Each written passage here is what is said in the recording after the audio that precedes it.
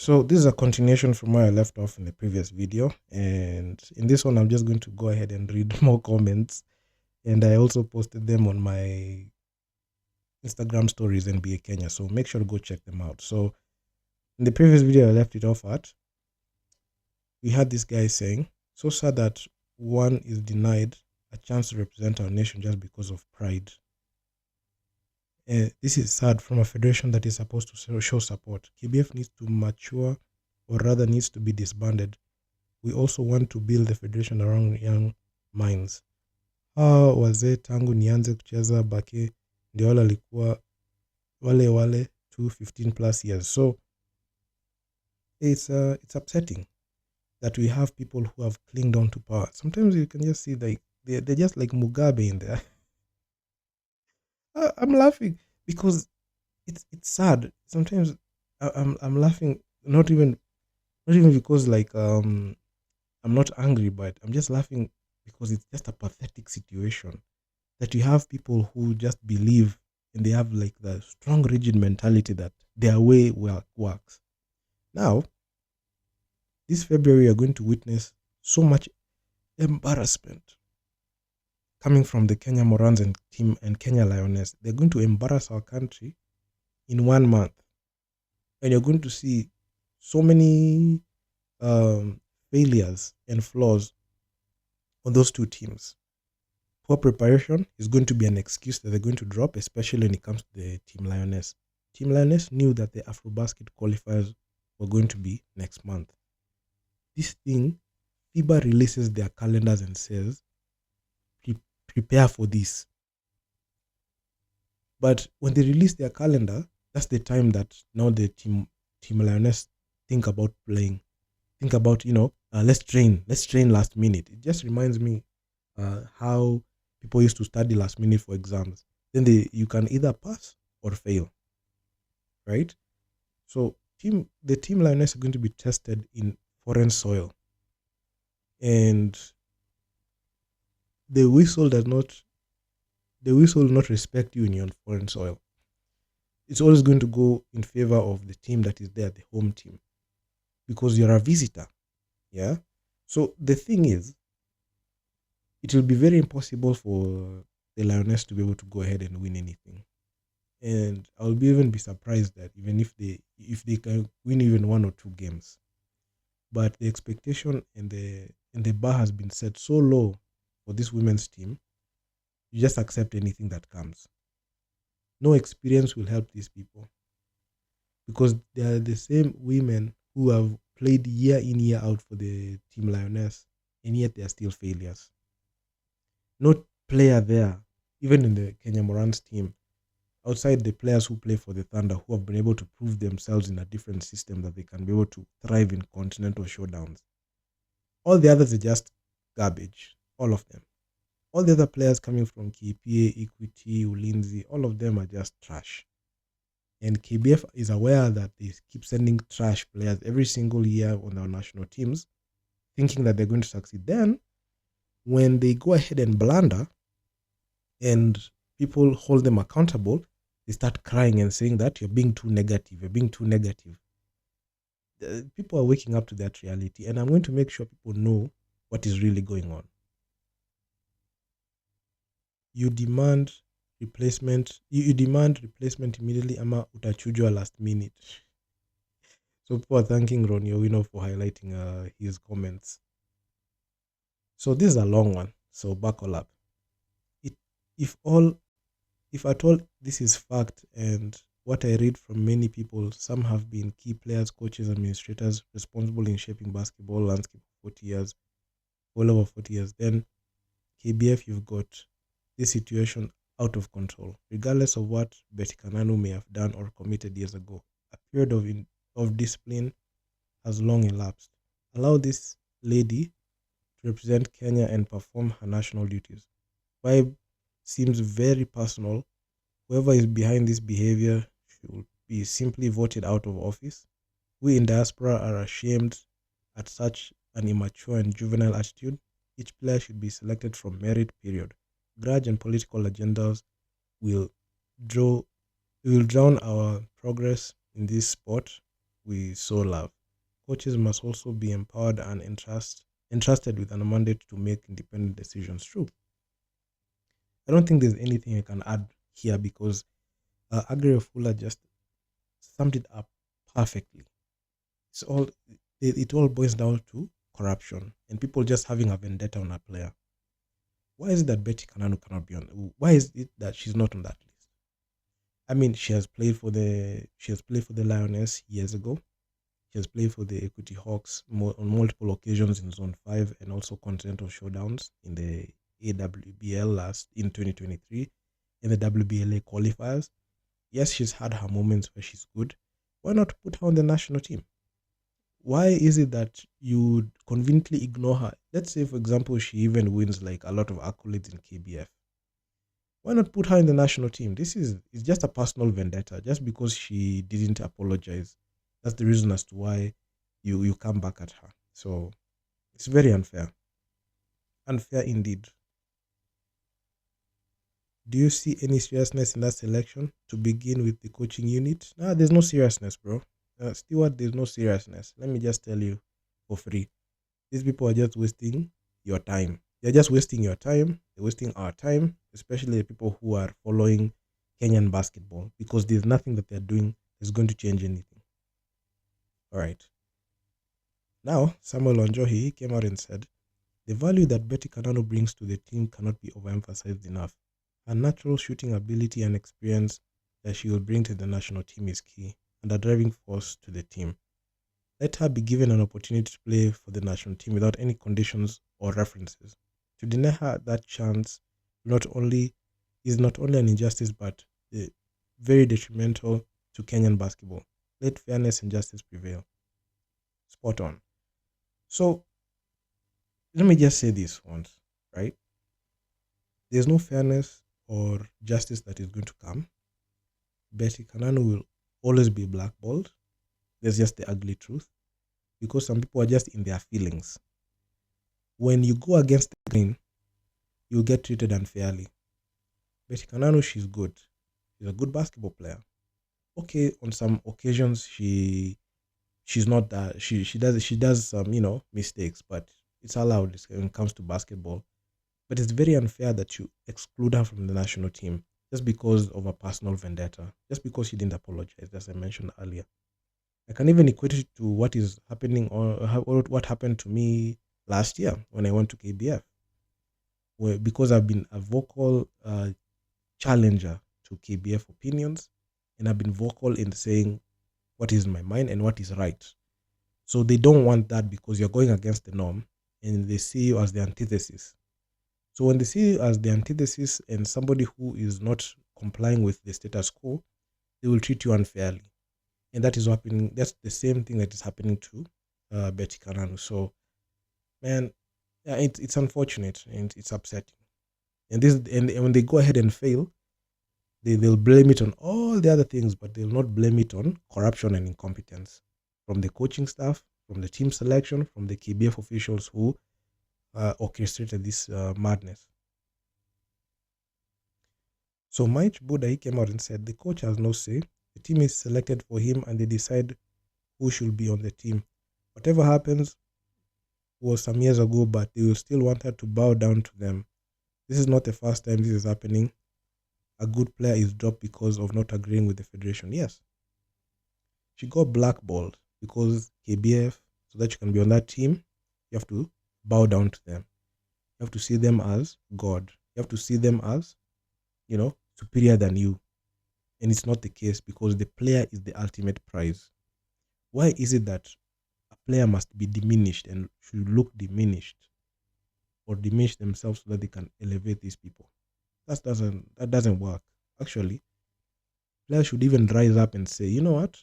We don't want to play like this. But a lot of players are so desperate, especially Kenyan players, to play for the national team. Very desperate. They don't have a spine to stand on and say, you know what? I don't like what you're doing to my friend.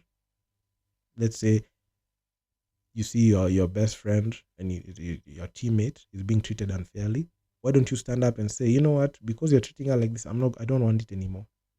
If one person does that and the whole team does that, the federation will look back and start saying, "Hey, look, we made a mistake," and it all and the revolution will start if the national team players boycott the national team. If they boycott the national team and say, "You know what, we're not gonna play in these circumstances. We're not comfortable in playing." That's the only time the revolution will start.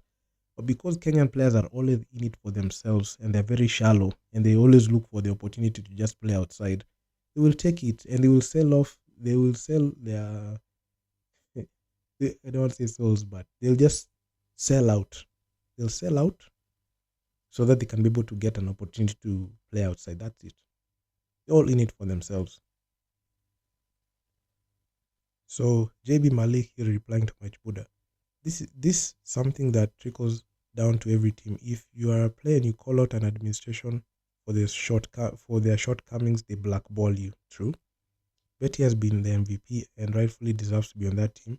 There's a double standard here because some players have been on international duty whom were with her when they called out the federation. So why her? She should firmly and unequivocally stand on the side of the values that this sport represents. KBF must be a driving force for respect, inspiration, inclusion, and diversity. Must set an example with this behavior both on and off the court. So the thing is, the federation is an embodiment of corruption and incompetence. And I will not stress that. And I will not stop stressing that because why is it that they don't want any professional to be there? Ask yourself this question. Why did Coach Nils Mills get successful when she left the Kenya Morans? In the Kenya Morans, she had a 2-5 record, right? In 7 games played. In the first year she coached a ball team in Esale, she had a 3-3 record.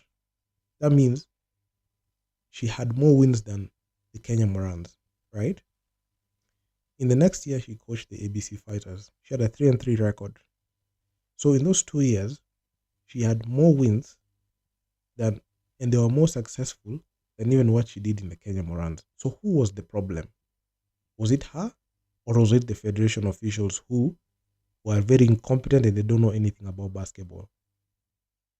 I agree with this post, but KBF will never be the driving force of respect, inspiration, and inclusion.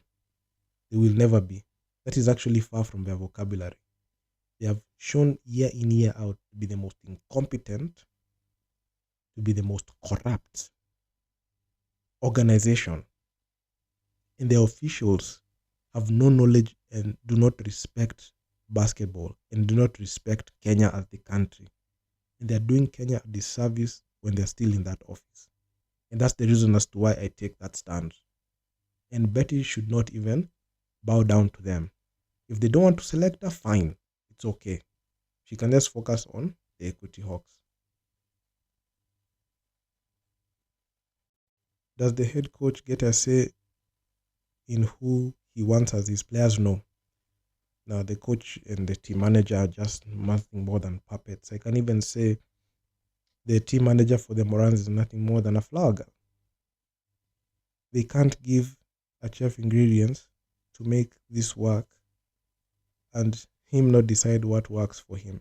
If Betty is one of the better players but denied the opportunity, the head coach and his technical team, chances of succeeding are slim, but will still get the blame. Yeah. You see, if the federation is going against the grain, not even going against the grain, but being corrupt, and another player is going against the grain to stand up for our beliefs, why is it that we're not seeing comments coming from the coach, the team manager, or even the teammates saying, I'm not playing basketball until this player is there? Why is that the case? All these players are seeing and are witnessing what is happening to this player, but they choose to keep quiet. Because if they speak, they're going to get eliminated. Why is it that there's no unity? There's no unity when it comes to like being united for a just and good cause. There isn't any. Everyone is there for themselves. And that allowance. The coaches should have a say in the selection of players. The coaches know who fits the system and style of play. Well, from where I stand, Coach Maega and Coach Cliff have no style of play. They have no vision, no identity, and they do not have any philosophy. Because a coach with philosophy, identity, and strategy will not take a job in this short time and expect to be successful. That would be a lie. Any competent coach can tell you that. This is career suicide, but they're willing to take that job and willing to take that risk because in their minds, they think that they have what it takes. But statistically, you can see these are people who have been very unsuccessful in their coaching stance anywhere. So don't expect any success. Any coach worth his or her salt should not agree to coach players proposed by KBF. True. Any coach who understands coaching should just keep off this national team. The people who are going there are very desperate because they can't get any other coaching gigs anywhere because they are nobodies. Betty Canano was the MVP last season. She won the league with the Equity Hawks. How does she not make the list of 21 players? I wonder how the selection was made. True. It's something that has been there, and people are just waking up to these things slowly. I mean, also, I'll also keep injecting the truth, and I'll keep informing the masses so that they can understand what's really going on. Because people are now waking up and they're being more vocal, and they're saying we do not want this to keep on going. So I agree wholeheartedly. Provide the coach with the resources he or she needs, and let the coach and his or her technical staff select the players. Not sure what else Betty has to do to show she's more than qualified. I feel for her, and I'm the head coach. And if I'm the head coach, I'll demand that she is on the team. So yeah, so it's just unfair. It's very unfair, and you can see a lot of people are on Betty's side because she stood up for what she believes in. And also, I can even extend and say I'm also on her side because when you stand on what you believe in, and you have a stand and a firm stand which is right, nobody should question you about it. Nobody should tell you to change. And the people who are not even helping her, especially the Coach Mayenga, her teammates who play with her on the Equity Hawks and are selected, if nobody is standing with her, just know that all of them have been compromised. All of them. Lol, and Ken, I will reconsider the position. Let me see. Like, how do you just get handed a team with no say and you leave the best players, but directives is to go to win? We do the same ish every year, expecting different results. True. Like there's no winning when it comes to Kenya national teams. Nothing. All right. So Ken Ondiek, he said, now you know why the stagnation. There must be integrity in the affairs of any business to thrive and stand firm, but be equally rewarding. Too much grudges in KBF to an extent of no growth. Yes, there's too much grudges and personal vendettas. That's the reason as to why things are the way they are. So there's this disband KBF. I was pushing for disband KBF in 2023, but a lot of people did not even want to support. Now, when you get embarrassed, don't complain. Operations Betty Kananu in the squad as fans, we need her to help the Lioness. Yes, we want her, but KBF do not want to feel weak. That's why they are going to blackball her anyway. Injustice, the trend should stop already. It will never stop. As long as this people in office, it will continue. These comments are depressing, not gonna lie. I don't understand why Kenya basketball leadership is so mediocre. They are mediocre because they're incompetent and corrupt. If they wanted, they could ensure everyone gets good exposure and chances without compromising the national team's success. They have in the past even chased off good sponsorships and TV coverage deals, stolen kits, balls, because of greed. This is shameful. So the corruption and incompetence is showing, and people are waking up to the reality that as long as the leadership is there, they're not going to do anything significant. Huyu KBF ni nani? I think we should be given the criteria they use for selection for understanding. No, they're not. They don't have a selection criteria. They just pick the people they think that they are good. So, yeah, That's it. They leave off the good players and they'll keep the players that they want. Mainly, she came out and said, if the team is selected from the best, then Betty Kanano deserves a call up because she is the best we have till we have a 2024-2025 MVP. Or else, the ones doing the selection should clarify why she wasn't picked. But they'll never come out and clarify this. If it is the 2019 issue, I don't think we should punish a country because of that. Honestly, this calls for a sober and elite conversation away from emotions. Also, EC MVP ni KBF ilipea beti. Hii MVP ni KBF ilipea beti. So the thing is this. The KBF will keep getting petty, and I even mentioned this early in the videos when you've come across these comments. And I must say the incompetence is going to be there. So always be there, and they don't care. KBF would rather sacrifice a chance to make basketball history just because of a personal vendetta. That is how petty they are. Yeah, that's how petty they are. Because why is it that she can't be on that team? Yet she's the league MVP. But because the KBF officials know that they're mediocre and incompetent and corrupt, they choose to be tight-lipped and they don't want to mention this. But yours truly, I'm going to mention this until the moment before even they leave the border plane.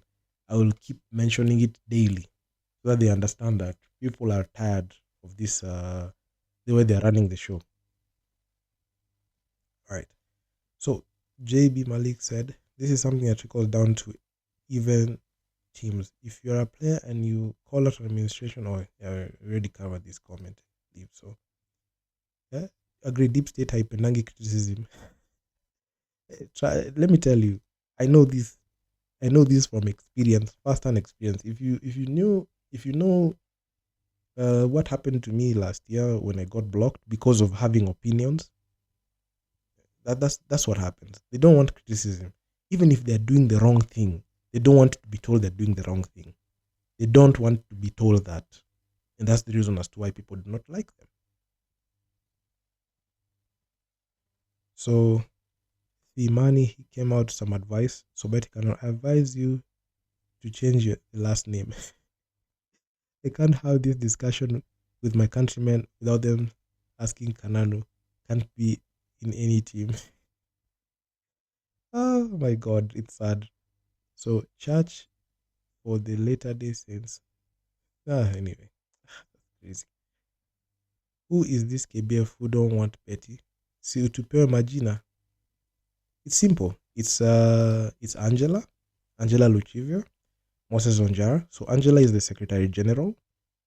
Moses Onjara, the illegitimate Assistant Secretary General, and Paul Otula, the President. Those are the people who have refused that Betty Kanano to be on that list. So it's Paul Otula, the President, Angela Luchivia, the Secretary General for KBF, and Moses Onjara, the incompetent and illegitimate Assistant Secretary General, who nobody even voted for. He just got the position because the cabal thought they will give it to him. Ridiculous is not acceptable. The same people who come up with league fixtures are the same people who you entrust the national team selection. No pussy. What do you expect? Like, if they come out with fixtures, why would you expect them to even, respect the national team? They wouldn't. Why would they respect the national team? You're not gonna do it. Now, this is when I started injecting. The Kenya Basketball Federation cabal picks the national team with no criteria, botches the preparation, embarrasses the country, then expects you, the Kenyan fan, to accept the mediocrity. Kenyans are tired and will hold you accountable any chance they get. So you can even see from the comments. And they'll keep asking you. Even the conversation, when it starts online, it rolls over to offline because people start asking questions because of the big platforms that are there. When multiple platforms keep posting the same thing, questions are going to be asked on the ground. People are going to say, why are you not doing this? Why are you not addressing this controversy? But because they think that these things does not affect them, we'll keep reminding them online every single day. Every single day. We'll keep telling them. The Kenya Basketball Federation officials are the people who select the national team, which includes both the men and women's national team. The coach and team manager have no say and they're reduced to puppets, which is very true. It's only in Kenya where a coach can choose the player he or she wants. So those are among the comments that I came across. And even I made a couple of comments, as you can see from the last one. And quite frankly, that's the current situation. I've covered this national team for the longest time and I've made multiple videos talking about the same. And I will not stop making because it's very important that people have this debate and discussions so that you can understand where we stand and where we are going, where we are headed. So I feel bad for Betty Karano not being on that national team, but it's not her who's the problem because she's done her part. She won the MVP. She led the Equity Hawks to win the championship last year, and she's being disrespected because she stood up for something that she believed in. So that is something that rubs me off the wrong way. Yes, I've had a lot of things to say about Betty on this channel, especially when it comes to her style of play. But the thing that I will never, disregard is somebody standing for what they believe in. And despite even the things I've said about her previously, I'll put them all aside to support her in her decision, because you can see in 2019 she had a stand and it was true. The women's team was being went through the worst situation possible, and a lot of people did not understand it at the time, but KBF, because they did not want to look bad, they threw that team under the bus and it made it as if they were the problem. In actuality, KBF were the actual problem because they did not give them allowances, did not facilitate them accordingly and appropriately. And I feel bad because it takes a toll on a player when they are taken and they're taken to foreign land and they're left there they're left there to dry and they're not receiving any support. So it rubs me off the wrong way, and in this video I'm standing in solidarity with her, that decision that time, and you can see who is on the wrong, and it's KBF who are on the wrong, and they have been exposed multiple times with how incompetent they have been. And yeah, man, this is the leadership we got, and luckily enough this year we have elections. So please, when these people go back and return to office, there's supposed to be a call to action and mass action to remove these people there. They cannot run this sport to the ground for another 4 years. Cannot agree. I cannot accept that. And this platform is there to hold these people accountable. Maybe people like it. Maybe people like this platform. Maybe people don't. But one thing that you have to understand is this is where you find real accountability and real issues being discussed. And that's all I got for you guys. So do drop your comments down in the comment section down below on what you think. And I'm going to talk to you guys in the next one. Peace out.